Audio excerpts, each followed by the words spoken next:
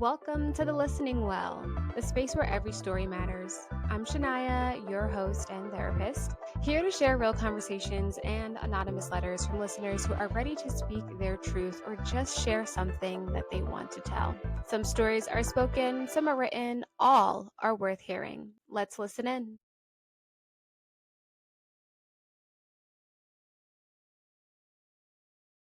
Hello, everyone. Thank you so much for tuning into today's episode and into another story. We are here with a new guest, Debbie. Debbie, I would love for you to share a bit about yourself and also what drew you to reach out to join the pod today. Yeah, great. First of all, I'm excited to be here and look forward to just sharing a little bit. But if you look at like the wonderful titles that I get to wear, I am what they call the legacy architect. So helping people really move to significance in their life so that they have legacies to leave. I also am a CEO of a nonprofit called Anchorpoint, which impacts thousands of families each and every year.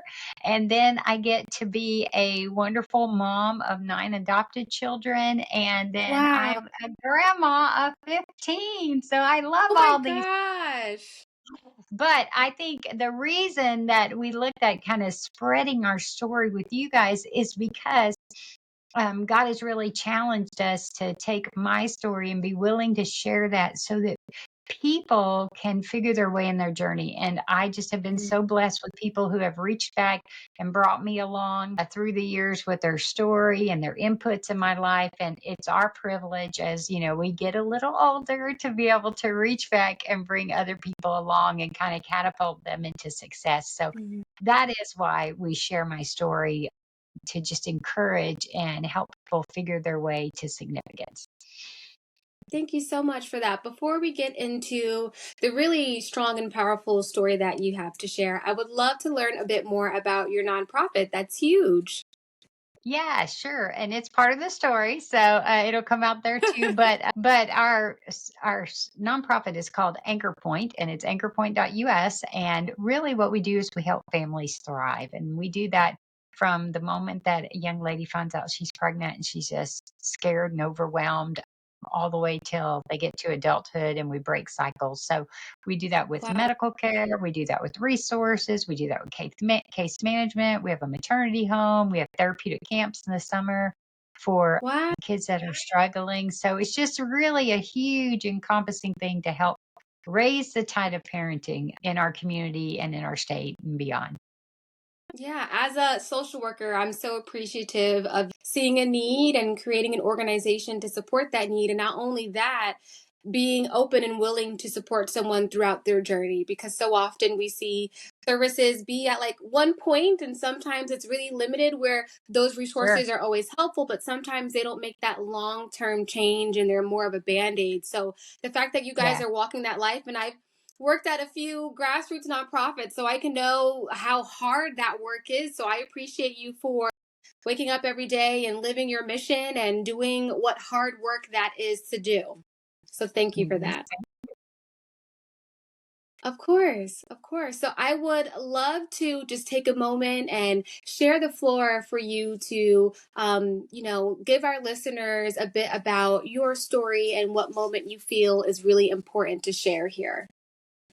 Okay, well, what I would say is, hey, buckle up because it's fun. It has some highs and it has some lows, but it is a wonderful story that I've been blessed to live. And it Mhm. starts out with this idea that I wanted to be a young grandma. My parents were the youngest of very large sibling groups, and my grandparents were passed away really by the time I was born.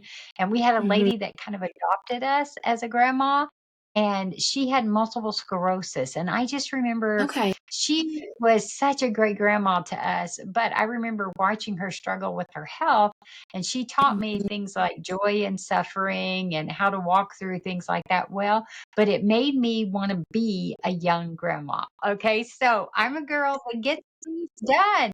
So I was like, okay, what does it take to do this? And I need to find a guy, fall in love, get married, have children, and then I can be young grandma. And it started out just great. I went to college. I found the guy. I did get a degree too, but I found the guy. Fell in love, got married, like check, check, check. And then, you know, it became very hard. Infertility Okay. became part of the story. And for Mm, 4 plus years, we could not get pregnant. And I remember that in my mind, if there's anything in your life that will challenge your sense of worth and my identity as a woman, is yeah. this fact that I can't figure out how to get pregnant. And Mm-hmm. this is like my dream. It's gotta work for my dream to work, right?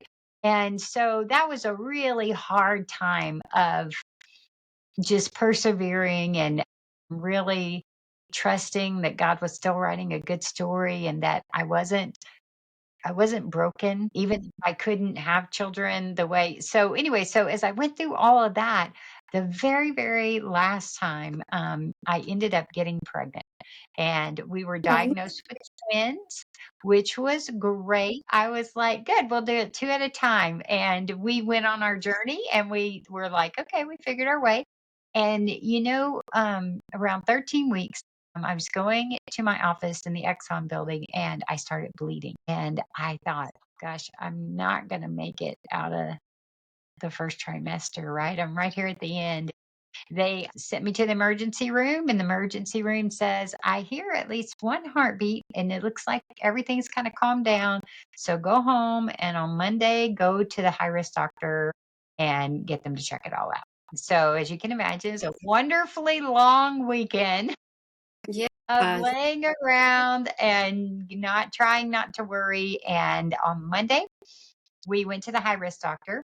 And here's what I found with infertility and high risk pregnancies, everything is hurry up, wait, hurry up, wait. And so we're sitting in the lobby.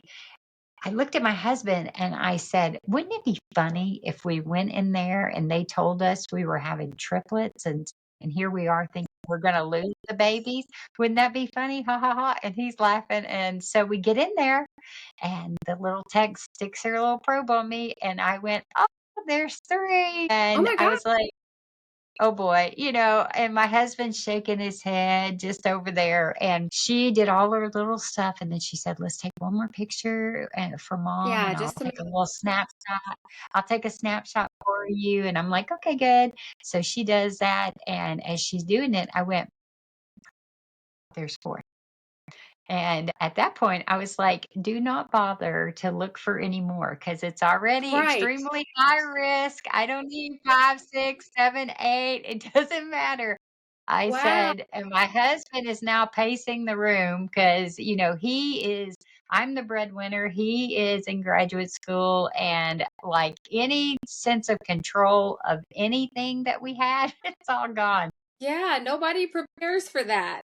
No, and so the doctor came in and she confirmed everything and she set me up and she said, "We'll help you figure your way." And so our goal became to get these babies to 30 weeks and we were right at 13, 14 weeks and off we go. But I got to tell you, that's not an easy thing. I mean, think about it. Like most of your listeners has probably not eaten for 5 every day, every meal. Right. And that's what I had to do. Yeah. Can you share a bit about what that was like and kind of how that is on like the mind and the body to to carry so many children at once?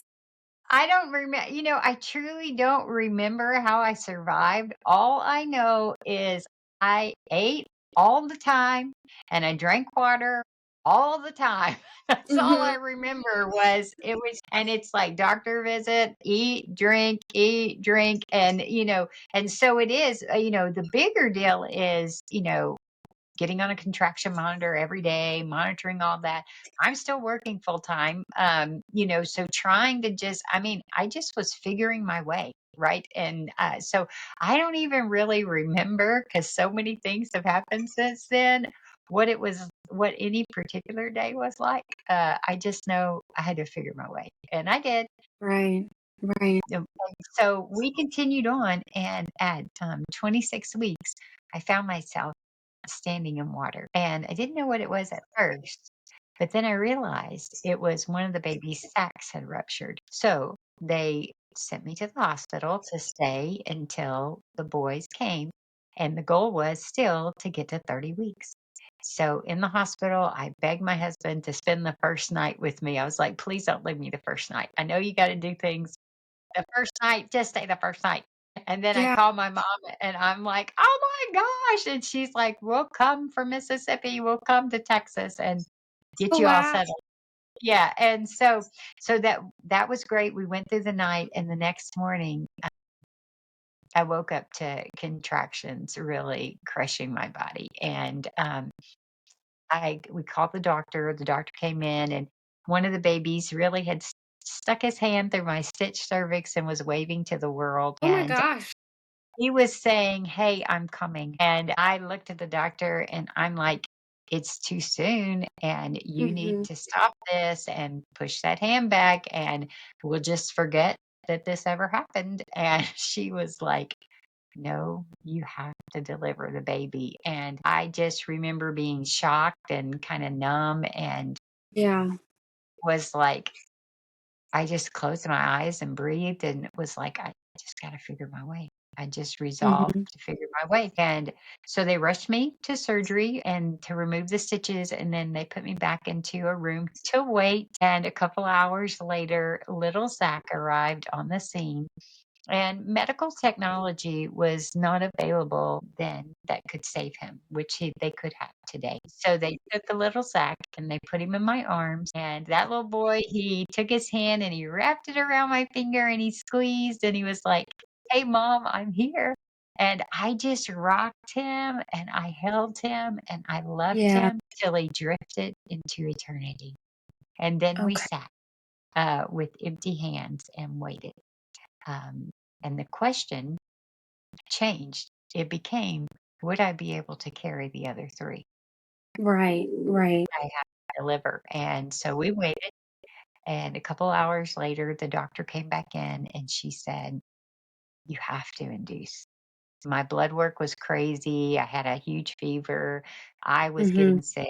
And she said, "You have to induce." And I just looked at her for some like sign of hope that this doesn't have to happen. And she Yeah. just shook her head no. And I closed my eyes again and I breathed and I resolved to figure my way. And a few hours later, Josh, Nate, and Chris each arrived on the scenes and they placed them in Mhm. my arms and I held them and I loved them and I rocked them till they drifted into eternity. And at that point, we sat with empty arms and broken hearts. You don't go to the hospital planning to give birth and then start planning funerals and Yeah. certainly before. And so Right. this is for us was, I remember clearly just trying to think in my mind because I'm a girl that can do anything. I'm trying to think of like, how do you get through this? Like, I don't Mhm. know. It's uncharted territory. I don't understand how I'm supposed to do this. And I don't understand, like, why do I have this desire to be this young grandma and have kiddos and all this? And I'm sitting right here. I don't understand. I can't, in my mind, I just can't put all this together. And Yeah. I I can't tried imagine. to yeah, I tried to figure out in my mind how to do this, and the only way I could figure through was I was like, "God, I'm gonna have to trust you. I don't know any other way to do this." I mean, I'm literally like rolling through my head like, "How do you get through that?" And I'm like, "Okay, God, I guess this is so big I have to trust you. I can't figure out Mm. anything else." And he whispered to me, "Give me your why." And I was like, "No." Because, when we're in struggling with something, our first question is why. And if we could just get Yeah. the why answer, it would make everything okay. And I'm like, no, you can't have my why question because this is all I have left. This is it. Right. And if I get the answer to this, then maybe I can figure out how to make my way. And he's like, give me the why. And I'm like, no. And he's like, you have to give me the why. And what I've learned over the years is that why is a very, very stuck question. Mm, Because if God Himself would have stood before me in that hospital bed and given me the answer to why, most people I find, my very next question for Him would be why? Because right. I don't like the The answer. string of whys. Yeah. Yeah, I don't like the answer. So there was nothing, no answer that anybody could give me that would satisfy, that would bring my voice back, that would take away my pain, that would erase all of this. There was nothing. And that's why he wanted the why, because why is going to keep me stuck. And so finally, begrudgingly, I opened my hands and gave him the why. And then I'm like, now what do I do? I don't understand how to get through this. And he gently said, ask me a different question. And I was like, Mm, what? I don't know what to ask. And he said, ask me, how do I survive? And mm. so How that is the instead of what? question. Yeah, that is the question I started asking is how do I survive this? And it came down to two very easy steps. One is breathe, okay? Because if we're breathing, we're alive. And number two, Very breathing true. puts us in our prefrontal cortex Mm-hmm. instead of our amygdala, right? Where Yeah. emotions reign. And so breathing gives me the opportunity to really be able to think. And when I'm thinking, then I can determine what my next best step is. Mm-hmm. And not next right step, but just the next best thing with wisdom from counsel of people or prayer or whatever, just whatever I could do next. And some days that wasn't very big. It was just like get up, pull the cover off my head, brush my teeth, walk around, then get back into bed. And then other Mm, days it was more things. And then eventually it was go back to work. And then eventually it was do this, but the path for healing for me was to do the next best thing. God met me, shined a light at my foot, did the next best thing. God met me, shined a light. And then that took me through healing. And then mm, the question changed to how do I thrive? mm. And I just was positive that God is a redeemer of stories. And I'm like, "Oh, this story needs to be redeemed because I want to figure a way through this. And I'm feeling good about the fact that I'm surviving, but Mm-hmm. I want to live again. I want to have joy. I want to be an impact player. I want to do all these things. I don't want to be stuck in these emotions. As I asked that question of how do I thrive, that opened the door for being able to work with people who had lost children, and work with Right. families and do all these types of things began to come about. And then that led us into this opportunity to consider adopting. And that's what led to three adoptions and nine children later with trauma backgrounds and all this kind of fun stuff. And then he planted a seed for starting Anchorpoint. And I was like, "Oh my gosh, you want me to do that?" And, so we started Anchor Point, and it impacts, thousands each year. And then this past year, he just said, "Now your story is gonna get out there." So that required the writing of the book at the heart of legacy and helping people learn how to live focused and faithful and fearless lives. And Mm-hmm. so all of that started out of the tragedy.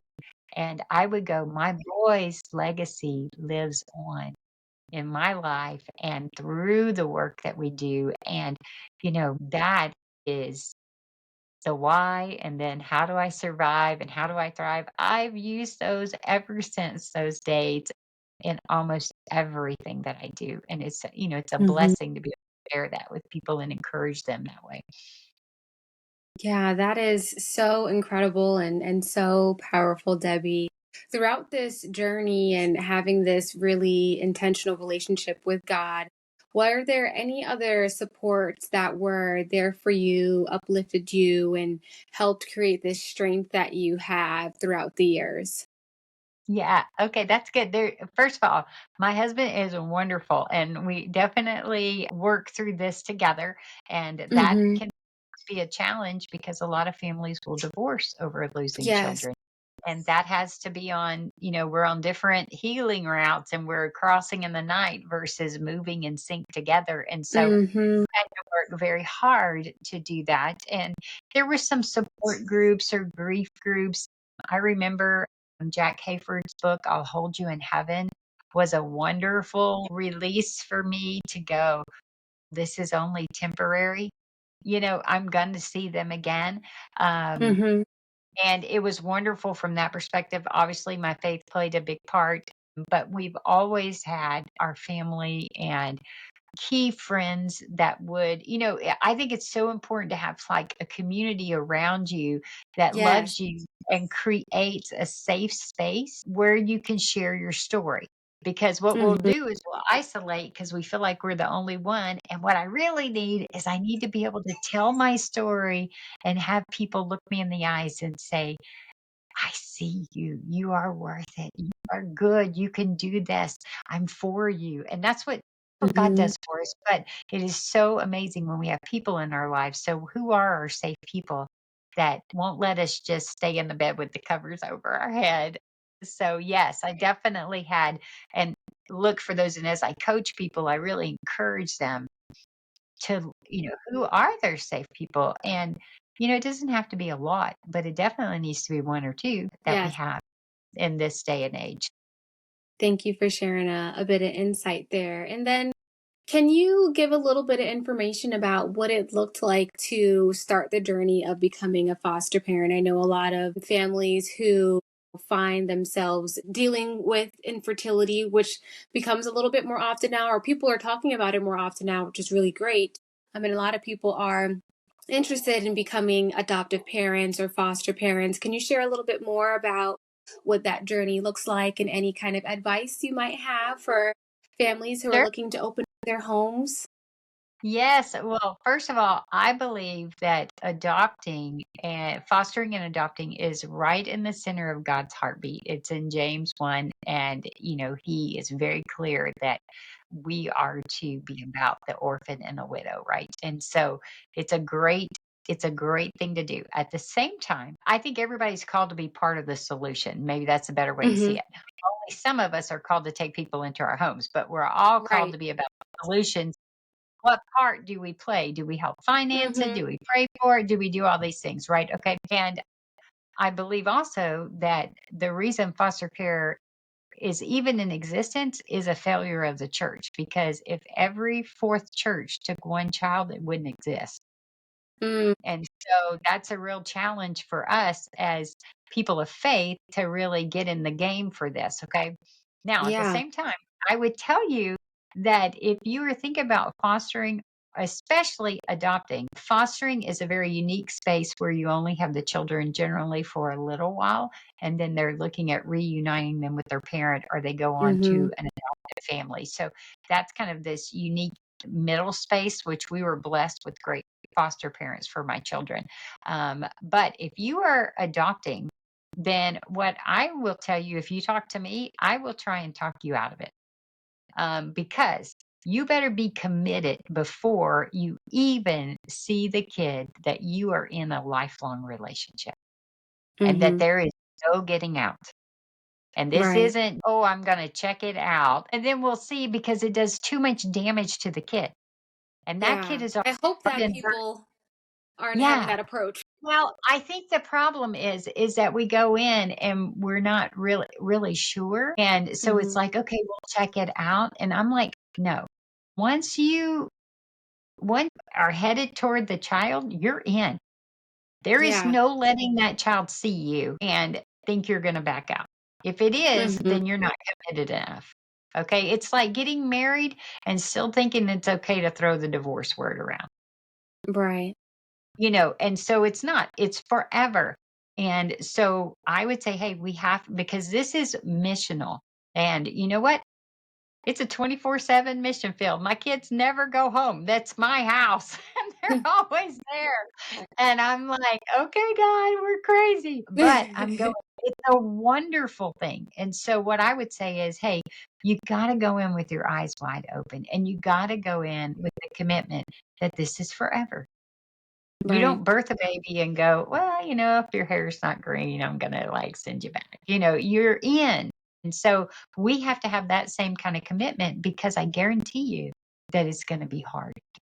It's going Mm-hmm. to be good, but it's going to be hard. And, unfortunately, adoptive families often get the brunt of the child's heartache and pain that they have suffered because we create the we're the safe people. And now I need to help you walk through a trauma background potentially. And you are mad at me. And I'm like, I didn't do anything. And so, I have to be really healthy to be in that space and to Mm-hmm. love that kiddo. And, I can't take that kiddo on a journey of healing unless I myself have been willing to go. And I would tell anybody, God gave me 9 children because he thought I needed a lot of healing.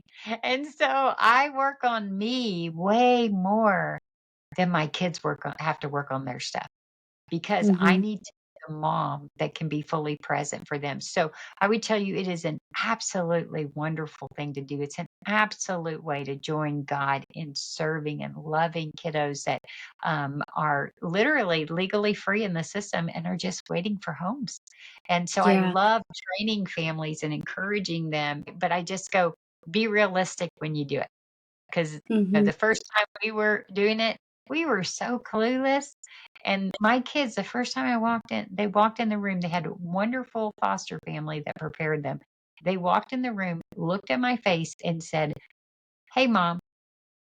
And I was still like, "Mom?" I'm like, "Oh my Right. gosh." And my husband and I, I mean, the paperwork's not even approved, nothing. When we got in the car after the first little visit, he was like, "I think we're committed." And I'm like, "I think so." And, it was like we just weren't it was wonderful, but it was like the magnitude of the Yeah. decision of, I've just changed my life for the rest of it. I'm going to be these kids' mom no matter what. And I think that that is the joy in the journey too. So, and it's been good and it's been hard.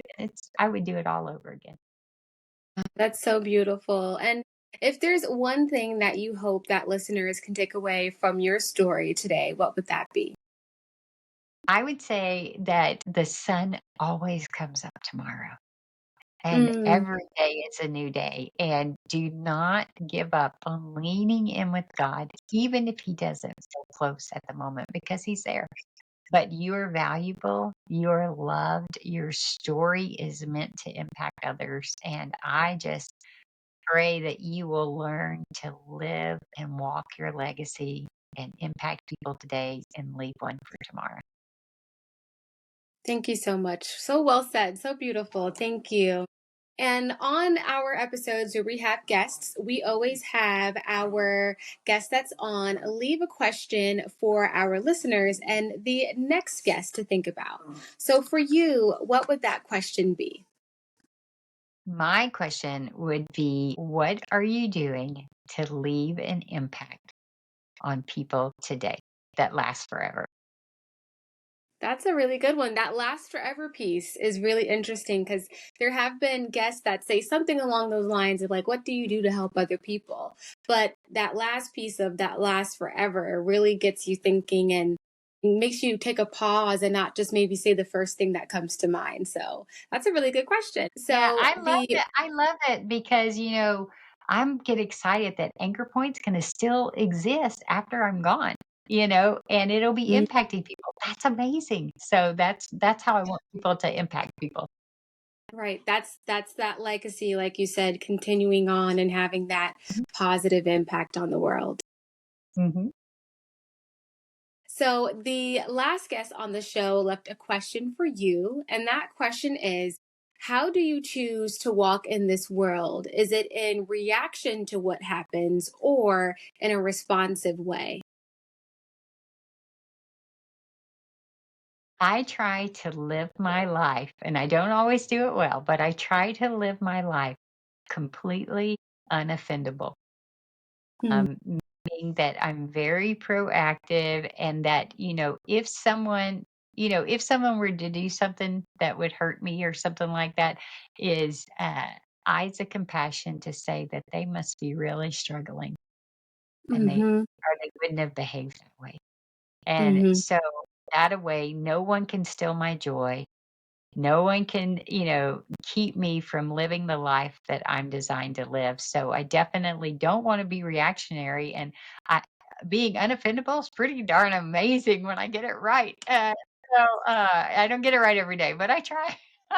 Right, right. And that's the piece is that trying part and holding space for someone to potentially have to deal with their baggage, their day, and holding space for maybe there's something going on. And knowing that you can still be okay and they can be okay and we can go our separate Yeah, ways and live the lives that we're supposed to have. yeah, for sure.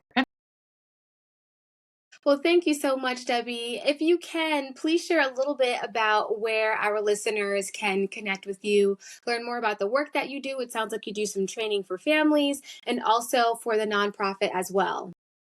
Yeah. So first of all, let's make sure that we get the gift for your people out there is my book, The Heart of Legacy. You can definitely get that. It's a great next step book. It's at theheartoflegacy.com and And it's we'll make sure free. that's Yeah. in the show So notes. perfect. So it's free and it's just pay for the shipping. And then if you want to look into what I do, speaking, coaching, and all that I do, you look at thedebbieSimmons.com. And that will have all the social media handles, ways you can follow that. And we'll be starting a podcast soon. So if we want to check that out, that'd be great. Yeah. And then if you want to learn more about Anchorpoint, it's anchorpoint.us. And we would love for people all across the country to pray for that ministry. You can be part of our 911 prayer team and you get a Nice. text a couple of times a week and you can just be praying and be on the front lines. And it's Wow. absolutely wonderful. So we'd love for you to join us in doing that. Thank you so much. So I will make sure that all the great information you shared is available in the show notes on our Spotify and YouTube channels. And any Yeah. last things that you would like to share today, Debbie? No, it's just been a real pleasure, and I just remember the sun comes up tomorrow, and so no matter how our day ends, we get a fresh start each and every day. So Yes. Thank you so much, Debbie, for coming on to today's show and for sharing your very inspiring story. I really look forward to seeing what kind of conversations are created from your story being shared. And I'm looking forward to getting connected with the resources that you have available to the world. yeah, awesome. And thank you so much to our listeners for tuning in to today's story. As always, be well. Thanks for joining me at the Listening Well.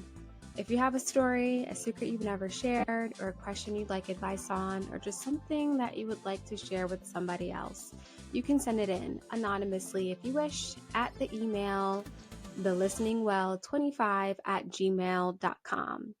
Every story matters here, and I can't wait to hear yours. Until next time, keep listening and sharing.